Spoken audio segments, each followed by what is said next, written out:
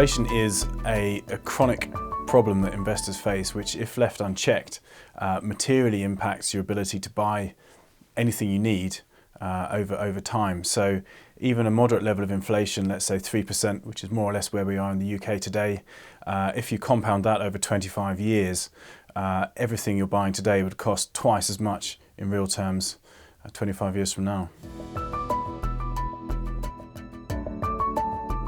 I think there's two main schools of thought. One is that inflation is roughly where it is, these kind of moderate levels, and that continues in the UK for the foreseeable future. That's a reasonably manageable inflationary scenario for all of us. But if you think about the central bank policy that's being undertaken presently, you could argue it's singularly designed for increasing inflation. And in fact, that's really what all central banks in the developed world have been aiming to do, is avoid deflation. And they've done that reasonably effectively.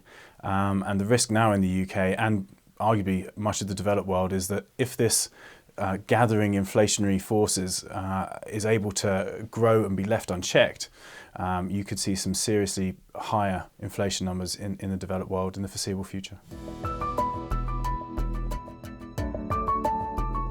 I think to an extent we do seem to have a higher persistency of inflation than perhaps some of our peers in the developed world. We're an importer of energy, which is a material part of our inflation basket. And that, in addition to that, we've got a currency which is being competitively devalued. So everything we import, which is a decent amount of our consumption generally, if you think about what we buy in as a country, means that inflation will be pushed up by our weakening currency.